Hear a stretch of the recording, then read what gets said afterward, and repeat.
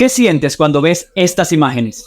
Kenia vive horas de caos y de violencia luego de que una multitud tomó el parlamento en donde aprobaban una ley para aumentar los impuestos y así recaudar por esa vía más de $2 millones.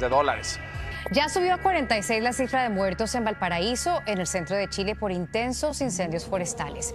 Los siniestros destruyeron más de 1.000 viviendas y casi 20.000 acres. Vamos a morir todos a manos de la inteligencia artificial y no podemos hacer nada. Esto lo dicen Michael Cohen, Marcus Hatter y Michael Osborne, científicos de Oxford y Google. Si sentiste miedo, ansiedad, estrés, desesperanza, incertidumbre, déjame decirte que caíste en la trampa.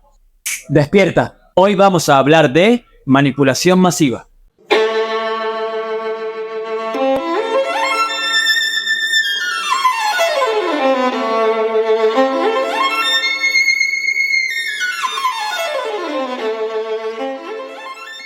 Antes de comenzar este video, quiero darle las gracias a todas aquellas personas que están apoyando mi contenido. Además, hasta decir que esto me motiva a seguir investigando y profundizando en temas que no solamente son interesantes, sino necesarios. Pero también quiero dedicarles unas palabras a esos haters que han estado lanzándome rosas y diciéndome que no puedo ni debo opinar de temas de los cuales no soy experto. Pues sepa usted, señor odiante, que no existe pensamiento más retrógrado, vacío y pseudo progresista que afirmar que alguien no puede opinar sobre un tema solamente porque no es un experto en el área. Es que ni siquiera eso es un argumento, es una falacia que se llama falacia de autoridad. Asumir esta falacia es muy peligroso, tomando en cuenta que vivimos en un mundo saturado de profesionales, o mejor dicho, progresionales, a los cuales no les va a temblar el pulso ni un solo momento para torcer la realidad y adaptarla a sus ideales. De ahí que tengamos expertos que aseguran que la Tierra es plana o que un hombre se puede embarazar. Mientras usted investigue, puede opinar de lo que le dé la regalada gana. Así que me disculpan, pero voy a agarrar sus palabras, sus quejas, sus críticas y me voy a limpiar el asterisco con ellas, porque voy a seguir utilizando este medio para decir verdades incómodas. Así que si no le gusta mi contenido, ni siquiera comente, scrollee y vaya a terapia. Ahora sí, comencemos.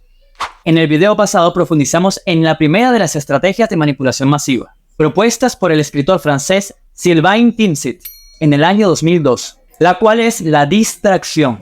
El día de hoy hablaremos de la segunda estrategia de manipulación masiva, que en mi humilde opinión es mucho más sucia y cruel.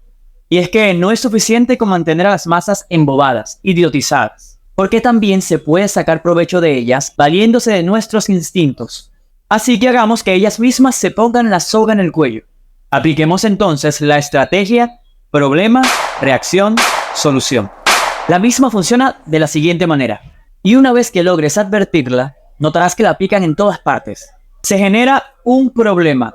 Por ejemplo, un virus altamente contagioso y que se propaga por el aire. Coronavirus. Coronavirus. Esto evidentemente provoca una reacción. La gente se asusta. Básicamente, esta estrategia funciona en base al miedo. La misma gente dice, quiero la solución. Entonces, ellos te dan la solución. Una solución que evidentemente tenían preparada mucho antes de diseñar el problema. ¿Comprendes? Problema, reacción, solución. Pero, ¿por qué utilizar una cortina de humo en lugar de actuar de manera arbitraria? Sencillo, ya que probablemente una medida drástica no será bien recibida por las masas si se presenta de forma directa, entonces se vuelve necesario encubrirla, disfrazarla. Las cosas se pueden salir de control y generar un estallido social, por ejemplo.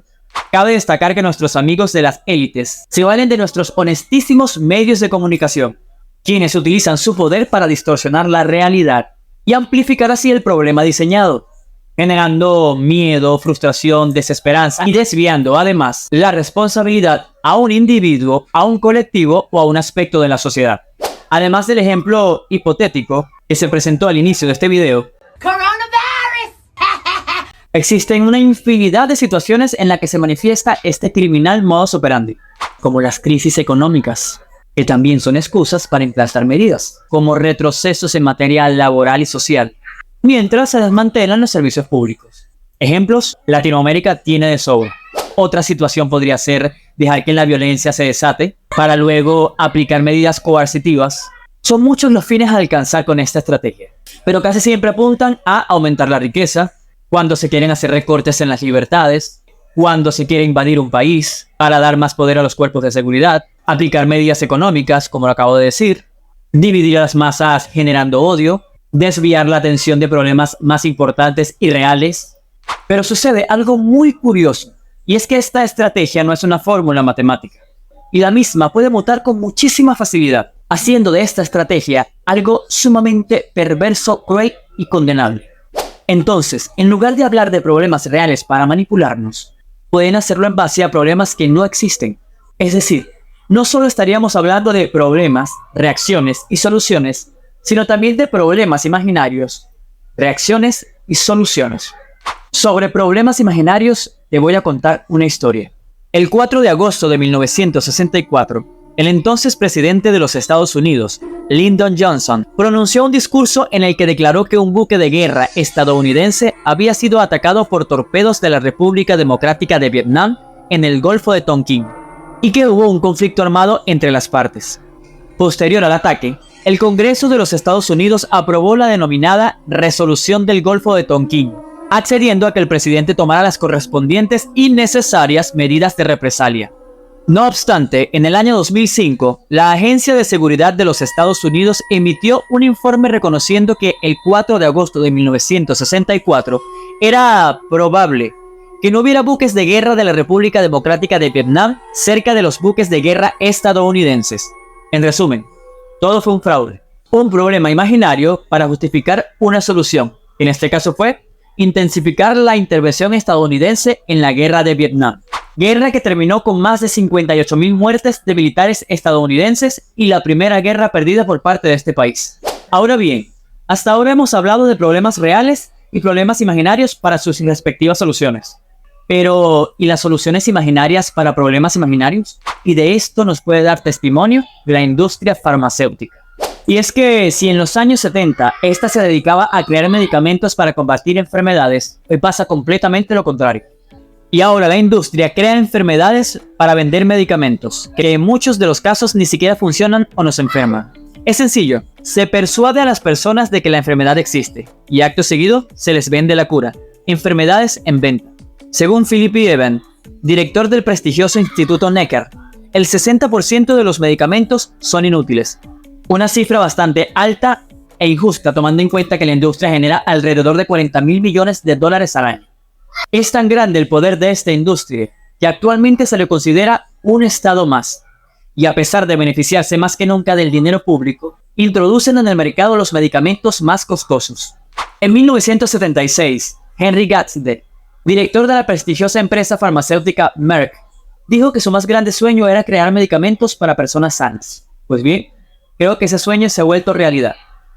Pero como yo sé que tú necesitas pruebas, te voy a contar uno de los infinitos casos que suceden dentro de esta industria, que en muchas ocasiones termina siendo cruel e inhumana, y que seguramente representa solamente la punta del iceberg. ¿Se acuerdan de la llamada gripe porcina en el año 2009?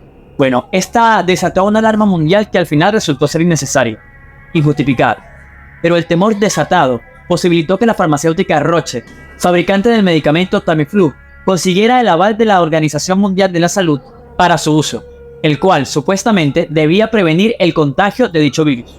Pero resulta que las investigaciones posteriores concluyeron que el uso de la droga no disminuía el riesgo de contraer la enfermedad y que los fabricantes habían ocultado información importante, como los efectos adversos de dicho medicamento, los cuales eran la posibilidad de contraer hepatitis, problemas renales, depresión, alteración del comportamiento e impulsos suicidas, entre otros. Luego de esto se supo que los asesores de la Organización Mundial de la Salud habían recibido dinero por parte de la farmacéutica. Es decir, se hicieron fortunas gracias al pánico que se generó en torno a dicho virus. E irónicamente acabó con menos personas que la gripe estacional. Cabe destacar que este medicamento le generó a Roche entre los años 1999 y 2014 alrededor de $18.000 millones. Tampoco creo necesario advertir que Roche logró salirse con la suya, evadiendo cualquier demanda en su contra, y a pesar de haber sido descubierto en semejante fraude, no perdió ni un solo dólar. ¿Te das cuenta? Un problema imaginario necesita soluciones imaginarias. Lo único real en este caso fue tu reacción, es decir, el pánico que enriqueció a todo este montón de delincuentes. Importante, no estoy insinuando que abandones la medicina tradicional y te dediques a curar tus enfermedades a través de hierbas y pociones mágicas. No, para nada. De hecho, el papel de la farmacéutica en la creación de medicamentos es fundamental, pero resulta inmoral e inhumano pretender que esto les da el derecho de lucrarse de más y jugar con la vida de millones de personas. No quisiera despedirme sin antes compartirles las palabras de Malcolm X. Los medios de comunicación son la entidad más poderosa de la Tierra. Ellos tienen el poder de hacer culpable al inocente e inocente al culpable. Y este es el poder, porque ellos controlan las mentes de las masas. Si quieres conocer las otras estrategias de manipulación masiva, te invito a que te pases por mi perfil. Allí encontrarás un apartado para cada una de ellas. Además, suscríbete a mi canal de YouTube. Allí subí un video donde hablo de todas ellas de manera profunda y exhaustiva. Así que te espero por allá para que dialoguemos acerca de la vida, de lo que nos interesa, de lo que somos. Recuerda siempre que la verdad nos hará libres. Yo soy Nelson García y nos vemos en un próximo video.